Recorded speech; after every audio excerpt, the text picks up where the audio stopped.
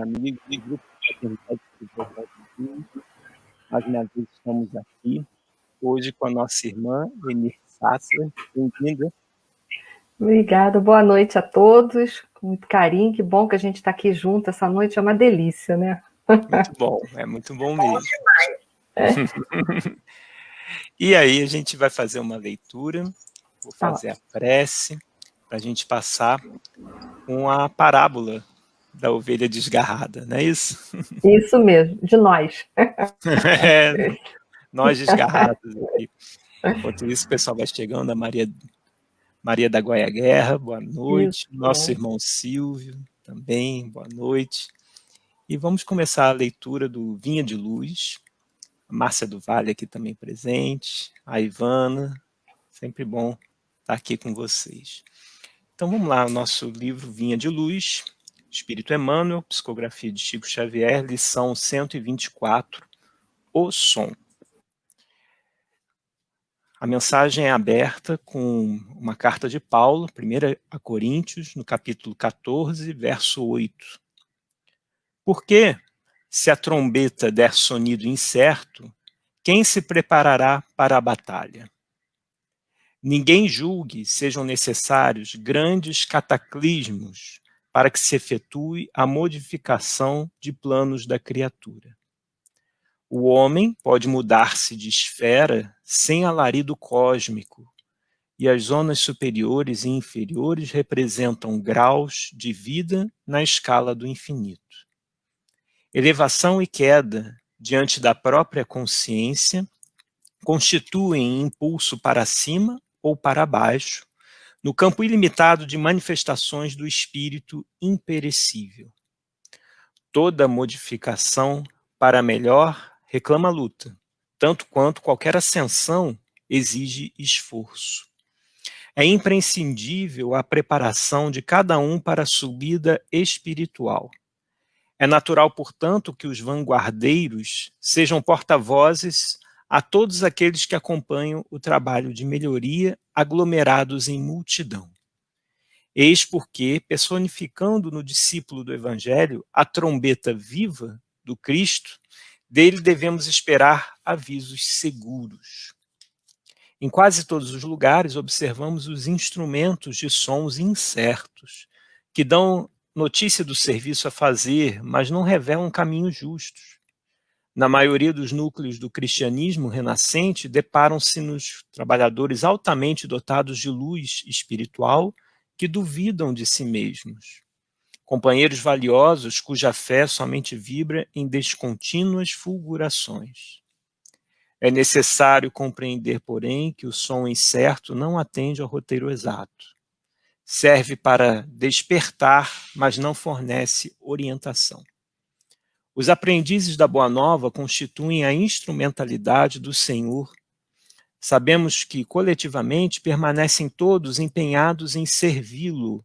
Entretanto, ninguém esqueça a necessidade de afinar a trombeta dos sentimentos e pensamentos pelo diapasão do Divino Mestre, para que a interferência individual não se faça nota dissonante no sublime concerto do serviço redentor.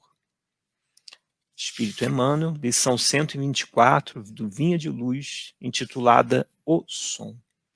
Então, agradecemos aos irmãos que vão chegando, a Célia, a Glória Peralta, a Vera Mello, a Celeida, Célia Leal, Simone Stark, a Márcia, o Fábio Foster, sempre presente conosco, a Maria Araújo, a Beth Monteiro, Edith Magalhães, a Leila Moura, a Clair também presente. Com muito carinho a gente recebe todos nessa noite, que possamos então, nesse momento, nos sintonizar ao bem, ao amor, à espiritualidade da casa de Oswaldo Cruz, rogando toda a proteção necessária para que esses momentos de reflexão se façam firmes em nossa alma e que, a exemplo da lição lida há pouco, que possamos ser instrumentos afinados nessa sinfonia do Cristo, que possamos tocar em conjunto, que possamos aprender esse elo fraterno de podermos olhar para o mesmo norte, para o mesmo maestro que é o Cristo, para que possamos acompanhar essa música da evolução e do progresso dos espíritos, a qual ele nos convida, esquecendo as nossas pobres músicas egoístas que queremos tocar sozinhos e fazendo companhia a essa belíssima orquestra, onde tantos missionários já fizeram parte, que possamos, nem que seja, tocar um sininho nessa grande sinfonia, mas que possamos fazer a nossa parte, a parte que nos cabe, a parte que nos deve. Possamos ser sustentados por esse amor e por essas notas de amor, seguindo firmes, um ao lado do outro, na certeza de que somente ocorre aquilo que nos deve, mas que também possamos ter a maturidade de semear boas sementes, escolher caminhos coerentes e lúcidos com a boa nova do Cristo. Fica conosco, Senhor, hoje, agora e sempre, que assim seja. Graças a Deus. Então, hoje, com a nossa irmã Eni, a parábola da ovelha desgarrada. Bem-vinda, Eni. Obrigada. Boa noite a todos. Como o Luiz estava falando ali, que nós possamos abdicar de querermos só solar e não fazermos carreira mais solo, não. Agora a gente precisa cantar em coral, juntos, com a Sinfonia do Cristo. Agora, mais do que nunca, a gente precisa se conscientizar disso. A cada dia que passa, mais próximos nós estamos de um planeta reformado. E para a gente poder ingressar, ficar, ser trabalhador desse planeta, a gente tem que começar a criar essa visão de trabalho em conjunto, para trabalharmos em parceria, e não mais competindo, mas cooperando uns com os outros, para que o planeta ganhe uma nova cara, para que esse planeta ele possa ter tudo aquilo que a gente deseja, que é paz, que é amor, que é confraternização, que é o que a gente está lutando, a grande maioria de nós, por esse planeta. Essa mensagem muito interessante de Emmanuel. Essa noite, como o Luiz já colocou para a gente, o nosso tema é uma parábola. A parábola da ovelha perdida ou da ovelha desgarrada, enfim, é tudo a mesma coisa. Essa parábola, ela tanto foi narrada em Lucas, capítulo 15, versículo de 3 a 7, como também ela foi narrada em Mateus, capítulo 18, versículo de 12 a 14. Mas para a gente começar essa noite a falar um pouquinho sobre essa parábola, eu quero ler um pensamento que fez parte de um texto que eu recebi hoje pela manhã de uma alma querida, um texto de Rubem Alves, e que em dado momento ele vai citar um pensamento de William Blake. E eu gostaria de começar com este pensamento para nós começarmos a abrir os nossos corações, abrir as nossas percepções e nos sintonizarmos mais com Cristo e também começarmos a desenvolver bons sentimentos para essa sinfonia. Diz assim o pensamento de William Blake: a árvore que o sábio vê não é a mesma árvore que o tolo vê. Vou ler de novo. A árvore que o sábio vê não é a mesma árvore que o tolo vê. Esse pensamento ele é um chamamento para a arte de ver, para a complexidade que significa ver. Passamos pela vida e muitas vezes só olhamos o cenário ao redor, só olhamos o cenário da nossa própria existência, mas não somos capazes de vermos aquilo que está verdadeiramente ao nosso redor, de vermos quem somos em essência, de vermos o próximo.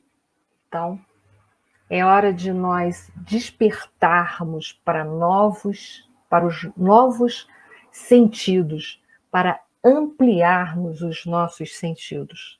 Não só olhar para as coisas, mas começarmos a ver as coisas ao nosso redor e, primordialmente, o nosso mundo interior. Então, começamos com essa reflexão e, mais uma vez, eu dou boa noite a todos que vão chegando aí devagarinho. Jesus, quando esteve aqui conosco, mais ou menos, ele deixou para nós em torno de 32 a 40 parábolas. Aí eu vou perguntar assim, talvez vocês já estejam perguntando, ora bolas, quantas deixou na realidade? 32 ou 40? É só contar. Não, não é bem assim. Porque para muitos estudiosos e intérpretes, eles vão considerar alguns textos de Nosso Senhor Jesus Cristo como parábolas e outros textos não como parábolas e vice-versa. Então, a gente não tem um número exato para apresentar. Então, nós vamos dizer que ele deixou um número de 32 a 40 para não criar polêmicas. E vamos àquilo que interessa, que é o melhor. Em Mateus, nós vamos encontrar 23 parábolas, sendo que 7 são correlacionadas a Marcos e 12 com Lucas. Em Marcos, nós encontramos tão somente 9 parábolas, 7 correlacionadas com Mateus, 8 com Lucas, mais ou menos. Lucas, nós vamos encontrar 28, 12 correlacionadas com Mateus e outras 8 com Marcos, desculpa. A parábola que nós escolhemos essa noite, nós vamos encontrar tanto em Lucas quanto em Mateus. Só que o meu enfoque, essa noite, eu escolhi o texto de Lucas. E nós vamos falar um pouquinho por quê. Mas não é porque tem nada de errado, não. Apenas foi uma escolha do meu coração interpretar a parábola de acordo com o texto de Lucas, porque além dela ser mais rica, mais extensa, ela traz conteúdos muito interessantes. Pelo menos para mim, ela me despertou. Mas essa foi o meu critério de escolha, por ser mais longa, por nós podermos explorar alguns outros aspectos. Dizem os estudiosos que temos parábolas exclusivas de Lucas que giram em torno de 10 parábolas. São elas do bom samaritano, rico agricultor, da figueira estéril, da grande ceia, da moeda perdida, dos 2 filhos ou do filho pródigo, do administrador infiel, do juiz iníquo e a viúva, do fariseu e publicano e do homem rico. Vale ressaltar para aqueles que não sabem ou esqueceram, o Evangelho de Lucas, ele foi escrito a pedido de Paulo de Tarso. Paulo de Tarso tinha um projeto de escrever um Evangelho de Nosso Senhor Jesus Cristo com a narrativa de Maria, Mãe Santíssima. Mas, como ele não conseguiu, ele pede a Lucas que assim o faça. Paulo de Tarso e Lucas não conheceram pessoalmente o Nosso Senhor Jesus Cristo. Então, isso é uma coisa que a gente também precisa lembrar. O Evangelho de Lucas, que é um evangelho sinótico, é o que possui maior quantidade de material exclusivo. É um material tão extenso que, segundo os estudiosos, eles podem ser pelo menos agrupados em 5 tipos. As parábolas, os ensinos e fatos da vida de Jesus, as narrativas da infância, que são bastante ricas, os encontros com pessoas e as curas. Então, é muito interessante.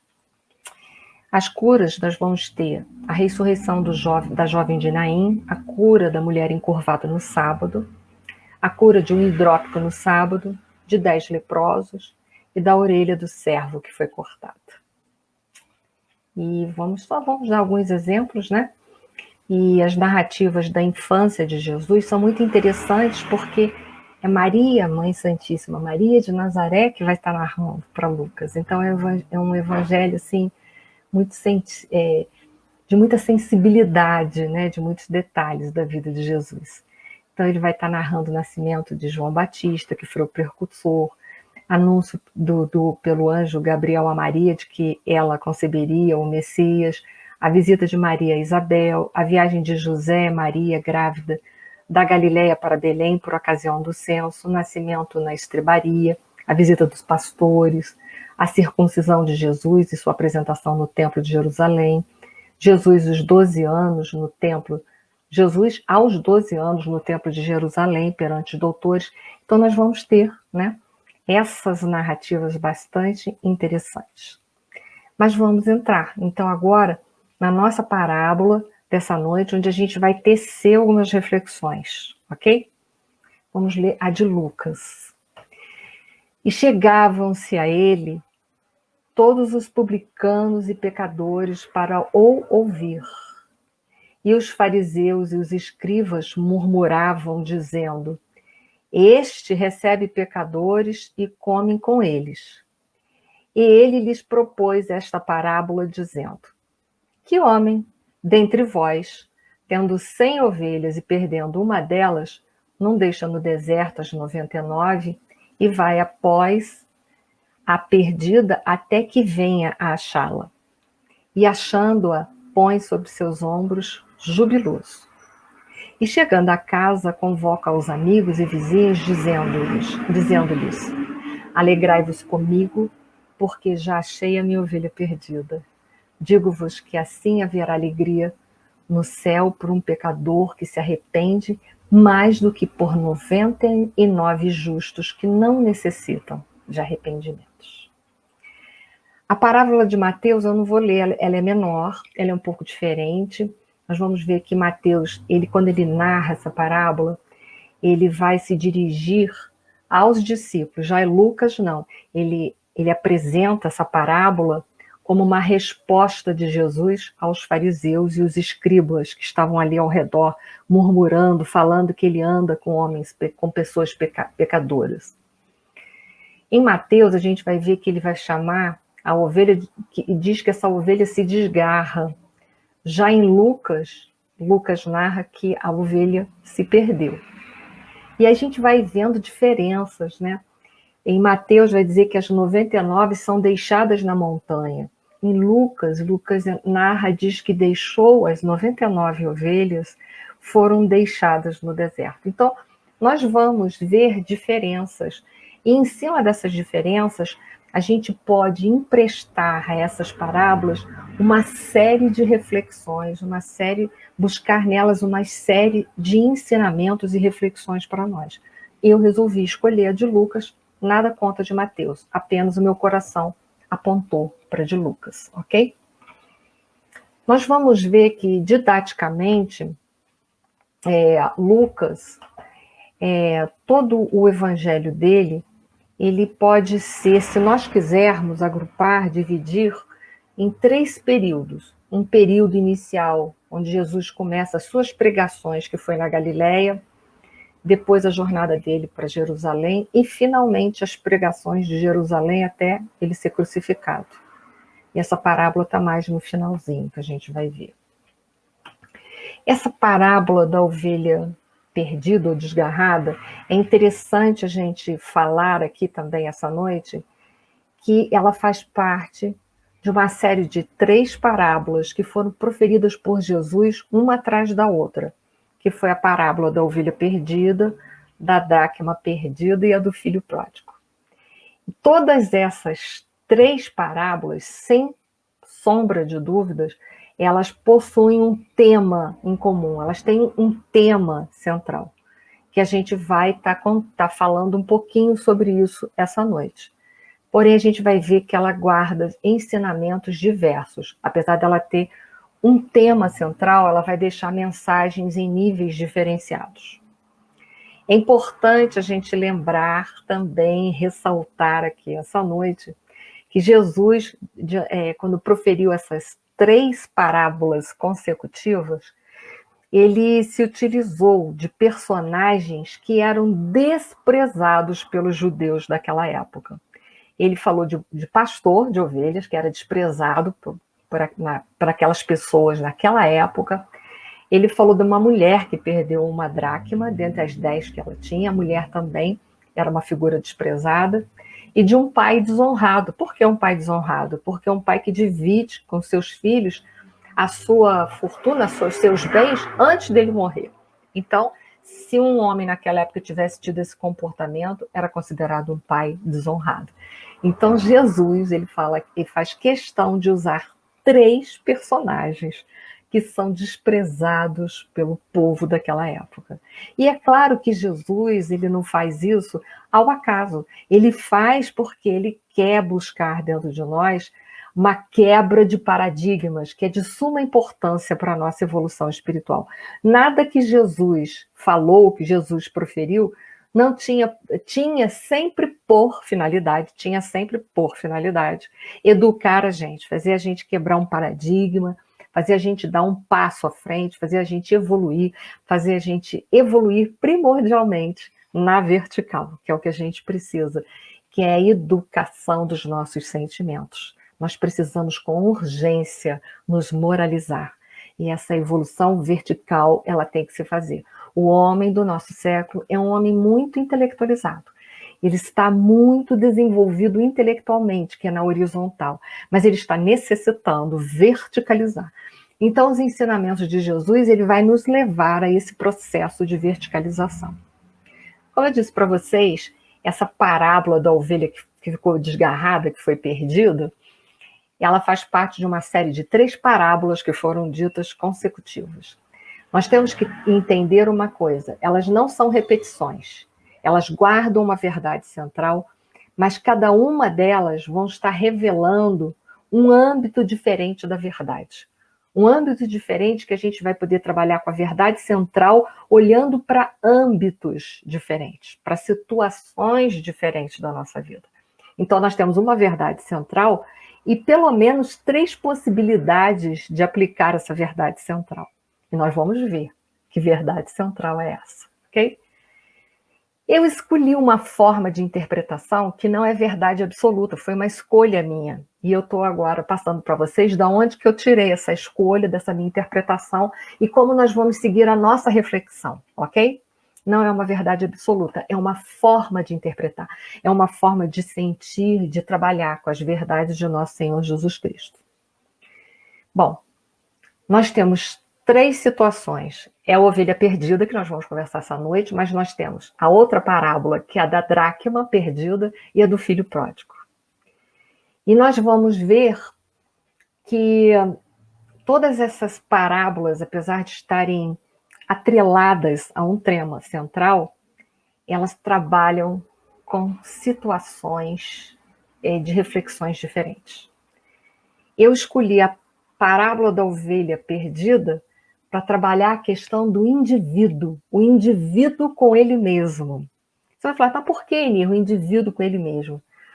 Porque uma das características das leis morais de Deus, isso está lá no Livro dos Espíritos, questão 617A, nota, diz que as leis de Deus, as leis divinas, elas têm por finalidade estabelecer a relação do homem com ele mesmo, do homem com o próximo e do homem com Deus. Então, nesta parábola, eu escolhi focar o indivíduo, a relação do homem com ele mesmo. E da dracma, eu resolvi olhar para ela como a relação do homem com o próximo, que esse próximo pode ser a sua família, por exemplo. E do filho pródigo, eu resolvi estabelecer essa relação do homem com a sociedade num âmbito maior. Por que esses 3 âmbitos? Porque são nesses 3 âmbitos também que Kardec, em obra Póstumas, quando ele fala das expiações coletivas, ele diz que o homem ele pode cometer erros e acertos em 3 âmbitos, com ele mesmo, com a família e com a sociedade.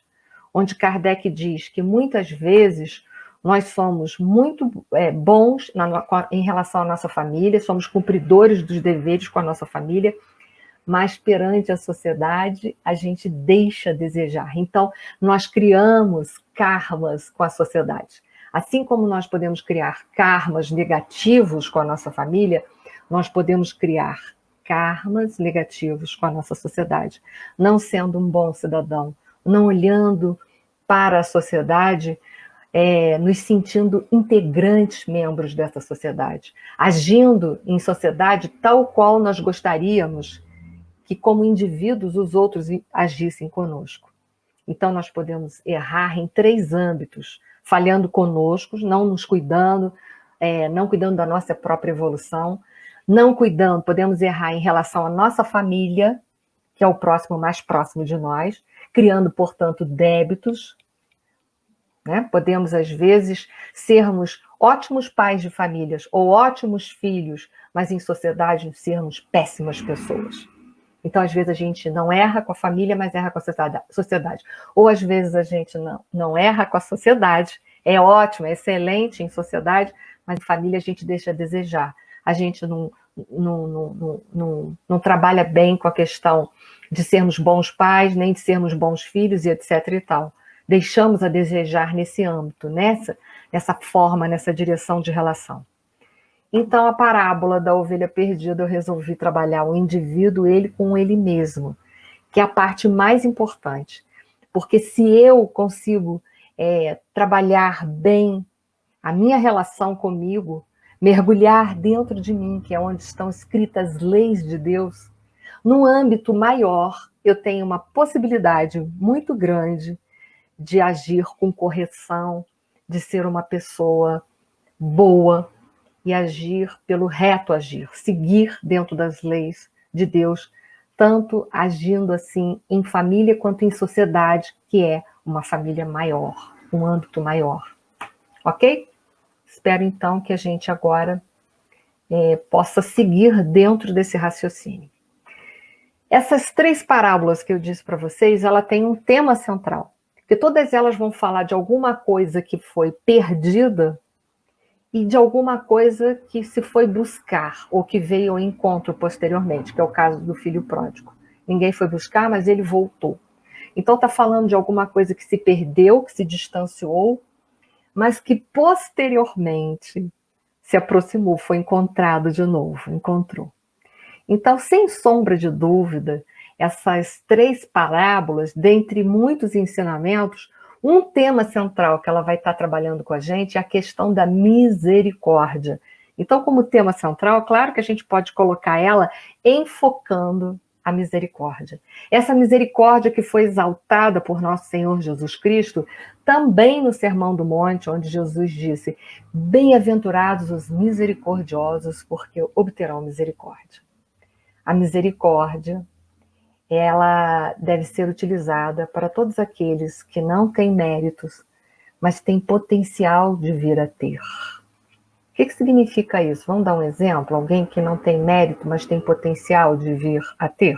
Vamos dar um exemplo? A grande maioria de nós estamos aqui hoje, reencarnados no planeta Terra, não por méritos, porque infringimos as leis de Deus. Mas como Deus sabe que nós temos potencial de vir a sermos pessoas, espíritos melhores, Ele então nos oferta nova oportunidade através da reencarnação. Então a misericórdia é isso. Essa misericórdia que nós necessitamos tanto, porque todos aqueles que erram necessitam de misericórdia.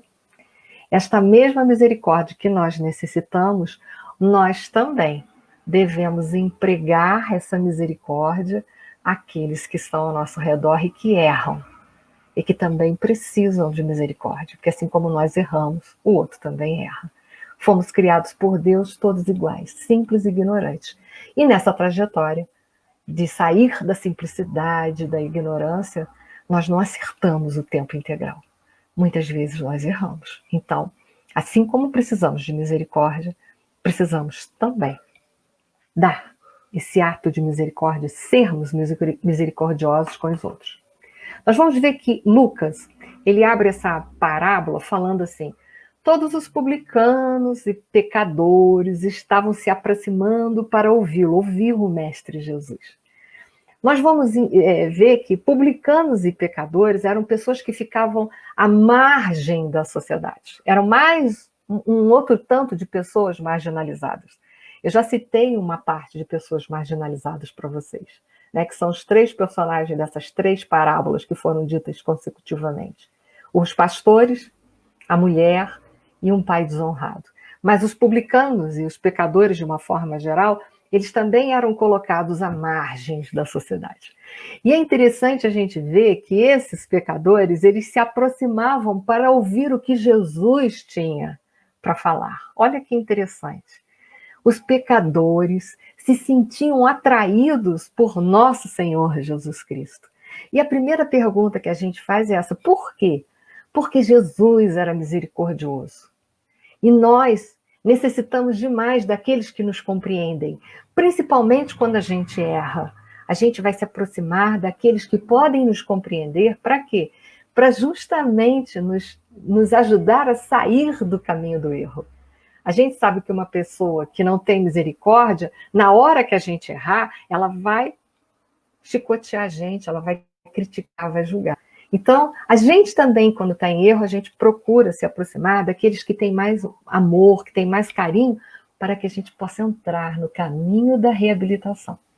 Então, os pecadores se sentiam atraídos por nosso Senhor Jesus Cristo, porque nosso Senhor Jesus Cristo exalava, dentre tantas coisas, a misericórdia, o amor, a compreensão. Então, eles buscavam ouvir Jesus para quê? Para poderem se entender e saírem dos caminhos, dos erros que eles até então estavam ali subjugados. Então, eles procuravam se aproximar de Jesus para justamente encontrar uma nova forma de ver a vida, já nos deixando muitos ensinamentos nessa aproximação, né? E só nesse primeiro versículo, ele já traz para a gente uma série de reflexões, essas que a gente já está tecendo aí.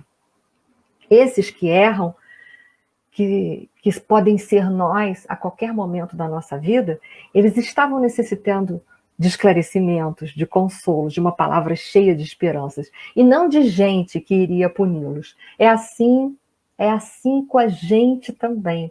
Quando a gente cai em erro, a gente quer ser esclarecido, a gente quer alguém para nos consolar, e alguém que renove as nossas esperanças. Então, por isso que esses homens que andavam em pecados, que eram pessoas colocadas à margens da sociedade, se aproximavam de Jesus. Então, esse versículo também, ele vai estar falando ali, dentre tantas coisas para a gente, da questão do preconceito. Os publicanos, os pecadores, eles eram colocados à margens pelos escribas e fariseus. Então, mostra por parte dos escribas e fariseus uma atitude de preconceito. E a gente sabe que preconceito é um pré-conceito. É um conceito antecipado que a gente faz de uma pessoa ou de uma situação sem procurar aprofundar, sem procurar ver as várias formas de olhar para aquela situação ou de ver de vários ângulos a mesma pessoa. Então, é um julgamento da nossa parte antecipado que a gente faz sem se permitir um mergulho, sem se permitir conhecer o outro. Então, isso já é um alerta para a gente. Quando a gente tiver com aqueles olhares preconceituosos, é hora da gente se afinar um pouco mais com a mensagem de Jesus, como a mensagem de abertura. Abrir os nossos olhos, abrir os nossos sentimentos para sentir um pouco o outro, as necessidades dos outros, as fraquezas e as fragilidades que habitam dentro do outro. Porque nós também temos fraquezas e temos fragilidades. Então, esse primeiro versículo já nos deixa uma série de reflexões e nos mostra também as consequências do julgamento, que separam e qualificam as pessoas e rotulam as pessoas. E quantas pessoas hoje existem na nossa sociedade que, através dos nossos preconceitos, nós separamos essas pessoas, qualificamos e rotulamos essas pessoas. Então, é um alerta para todos nós. Na questão de 903 do Livro dos Espíritos, Kardec vai falar sobre essa questão do julgamento, e os espíritos lá vão responder assim para a gente: incorrerá em grande culpa, né? Aquele que julga, incorrerá em grande culpa se o fizer para os criticar e divulgar, porque será faltar com a caridade. Se o fizer para a sua instrução pessoal e para evitá-los em si próprio, tal estudo poderá algumas vezes ser-lhes úteis. Então, o julgamento, quando a gente olha, que a gente julga, deve servir para discernir e servir para a gente evitar o mal em nós mesmos. E não para... Nós não temos evolução espiritual o suficiente para julgar a quem quer que seja. Nós não temos condições. A grande maioria de nós somos espíritos imperfeitos. Então, nós não temos condições de julgar a quem quer que seja, porque estamos todos no mesmo nível, a grande maioria de nós. Então, é interessante que Lucas, então, ele abre essa parábola, né, falando da postura dos fariseus e escribas. Os fariseus, que significa, não sei se vocês sabem, separados. Eles se colocavam separados na humanidade. Eles não queriam saber de se misturar com aqueles que eles chamavam pecadores e gente de má vida.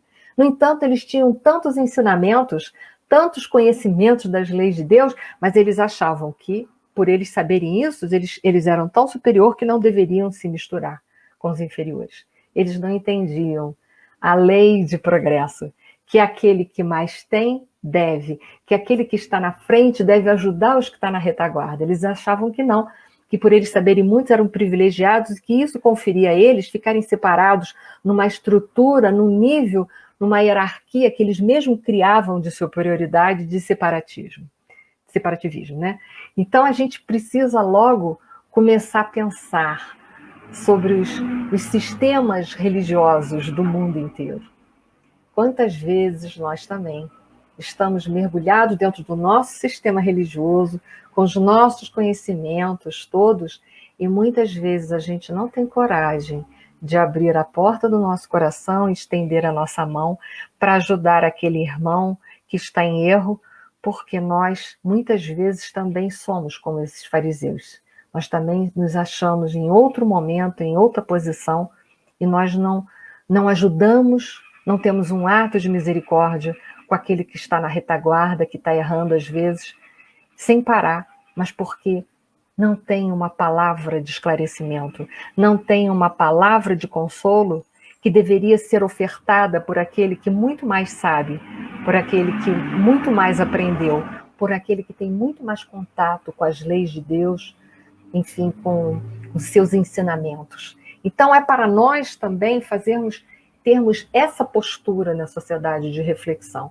O que eu tenho feito com os conhecimentos que eu recebi de nosso Senhor Jesus Cristo? O que eu tenho feito da doutrina dos Espíritos? Eu tenho verdadeiramente ajudado aqueles que estão na retaguarda? Ou será que eu ainda tenho atitudes preconceituosas e de separação? E aí, então, como Jesus estava ali em volta, pregando para aquelas pessoas de má vida, e os fariseus comentando maldosamente a postura de nosso Senhor Jesus Cristo, Jesus, então, ele propõe uma parábola para ensinar aos escribas e fariseus também. E ele então diz: que homem dentre vós, tendo 100 ovelhas, e perdendo uma delas, não deixa no deserto as 99 e vai após, né, a perdida até que venha achá-la. Ele vai buscar, vai procurar a perdida, né? É muito interessante.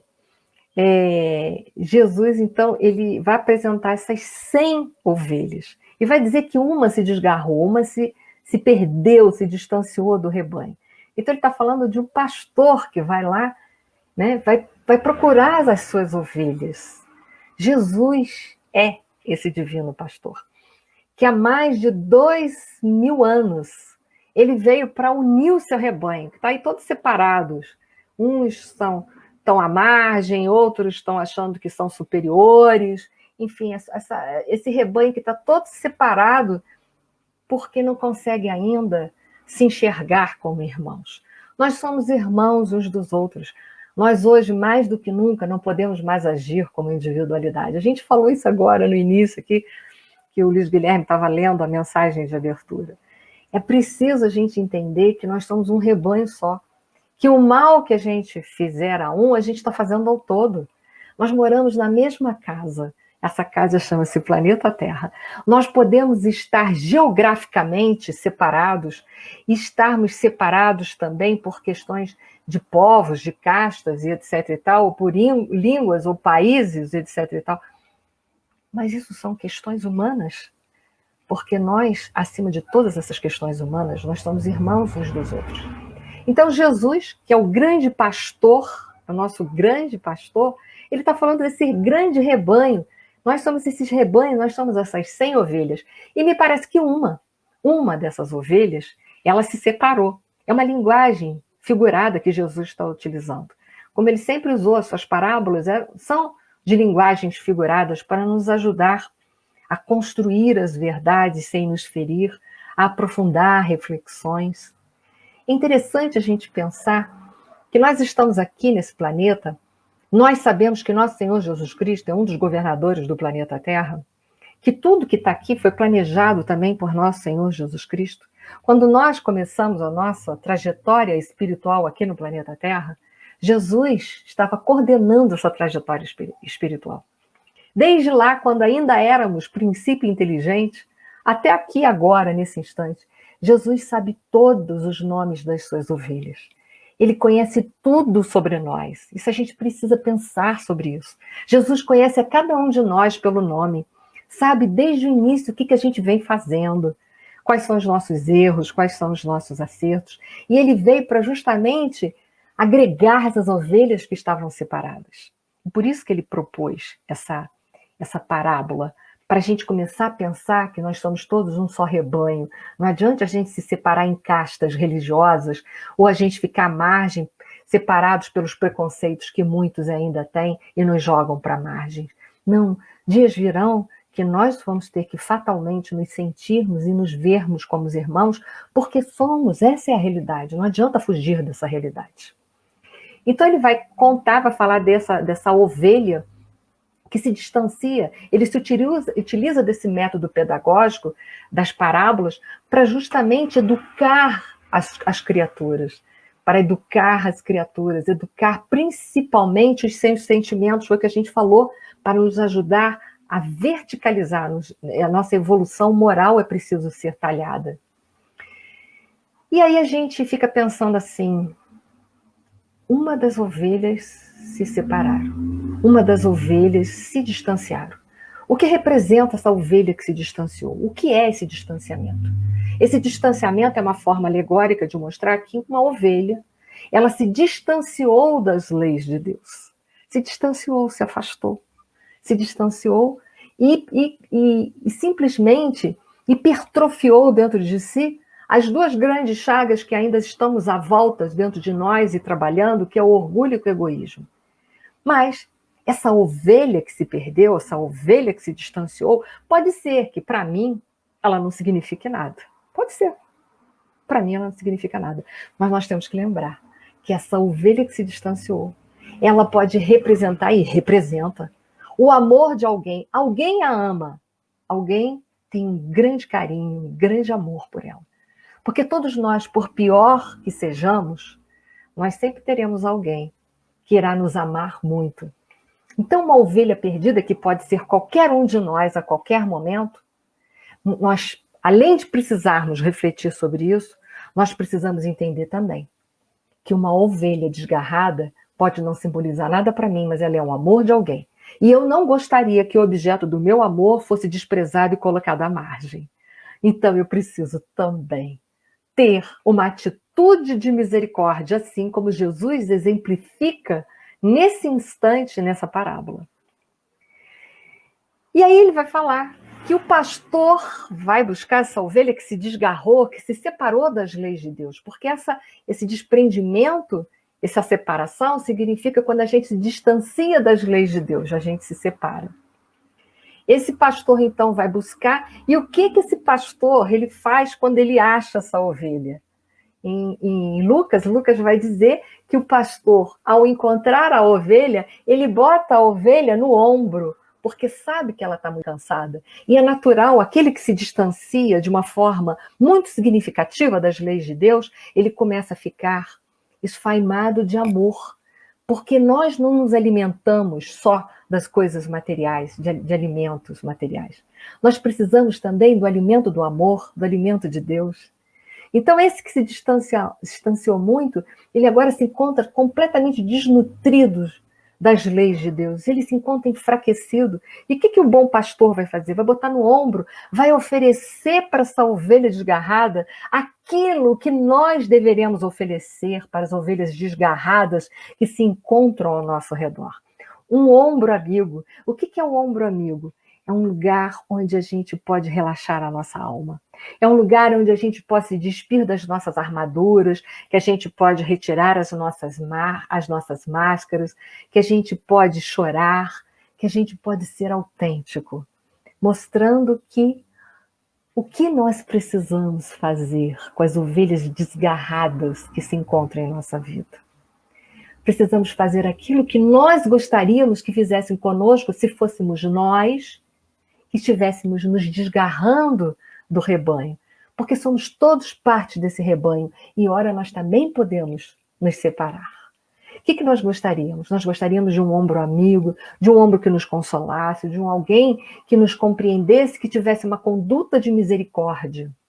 E é justamente isso que aquele bom pastor vai fazer naquele instante e vai mostrar para nós o que nós precisamos fazer. Porque Jesus é o nosso modelo e guia. Então, o que Jesus ensina ou ensinou nas suas parábolas, ou em todos os outros momentos da sua vida, não é só para nos deixar uma lição, mas é também para ser o nosso modelo e guia. Ele não só nos guia no caminho das leis de Deus, mas ele também mostra para a gente o que nós devemos fazer. Assim como ele foi fazer e veio fazer, que veio unir o seu rebanho novamente, nós também precisamos reunir o nosso rebanho. E aí ele põe no ombro e vem, e chegando à casa convoca os amigos, os vizinhos, dizendo: alegrai-vos comigo, porque já achei a minha ovelha perdida. E ele chegando em casa, na casa do meu pai, há muitas moradas. As moradas que nós vamos passar, que são oportunidades. A nossa morada terra, que vai deixar de ser um mundo de provas e expiações para um mundo de regeneração. E nós que sabemos tanto da doutrina, que estudamos tanto Jesus, que procuramos tanto entender Jesus, quantas ovelhas desgarradas não se encontram ao nosso redor? Quem é a minha ovelha desgarrada que eu preciso ajudar para ir para a morada regeneração? Quem é essa ovelha que está ali? Então Jesus mostra todo o trabalho que nós também deveremos empreender para reerguer o indivíduo que está ali inserido dentro de um contexto, que está morando junto conosco, que também é o nosso irmão, querendo a gente ou não, mas é o nosso irmão. Qual a minha contribuição para essa ovelhinha que está desgarrada na sociedade? Quem é? O que representam as 99 ovelhas que ele deixou no deserto? Será que ele deixou porque ele era um irresponsável? Deixa essas 99 para lá, eu vou procurar essa que se perdeu. Por que Jesus? O que representam as 99? As 99 são aquelas que já encontraram subsídios para evoluir, já têm os conhecimentos, já tem tudo que pode para seguir os caminhos. Então, essas 99 que não necessitam de arrependimento significam aqueles que já estão inseridos no caminho, aqueles que já receberam os ensinamentos, que já entenderam e que têm tudo para viver os ensinamentos. Então, estão no deserto. O que é o deserto? É um mundo de provas e expiações. Estão totalmente aptos a passar pelas suas provas e expiações e tirarem boas notas, porque estão muito bem preparados para tudo isso. Mas a que mais estava despreparada, a que mais ainda não tinha capacidade, estava vacilante ainda, essa Jesus foi trabalhar com mais carinho, porque é assim a nossa vida. Aqueles que são pais sabem que tem filhos que dão mais trabalho, tem filhos que dão menos trabalho. Há pessoas mais dóceis e há pessoas mais rebeldes. As mais rebeldes a gente vai ter que empregar mais tempo para educar. A gente vai ter que gastar mais, vai ter que dar mais de nós mesmos para fazer o processo de educação desabrochar nesse indivíduo. Então, o que representam? O que representam as ovelhas perdidas? As ovelhas perdidas pode ser um rico avarento, um pobre revoltado, um pai ou os pais que não educam seus filhos, os filhos que são ingratos com seus pais, Os que assaltam os cofres públicos pensando tão somente nos seus benefícios pessoais e esquecem da coletividade. Aos egoístas que só pensam em si mesmos, só querem gozar a vida, fazer o que acham e que se dane a coletividade. Aos omissos diante dos erros sociais e dos erros cometidos ao nosso redor. Aos que praticam os vícios de todas as espécies da humanidade. Como eu disse para vocês, as ovelhas desgarradas pode ser qualquer um de nós em qualquer ponto da estrada. Mas, vamos lá. Jesus é o nosso modelo e guia.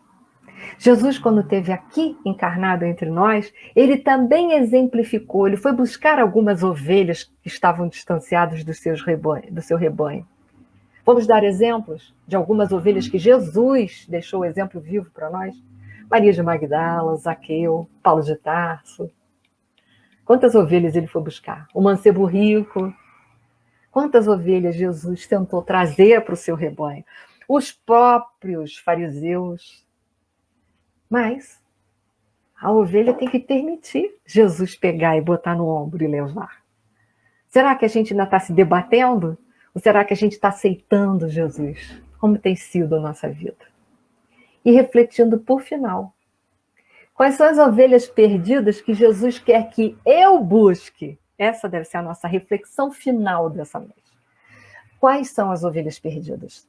Que nosso Senhor Jesus Cristo, através de todos os ensinamentos deixados há 2000 anos, quer que eu resgate, quer que eu busque, quer que eu dê o meu ombro amigo e leve de retorno para o rebanho.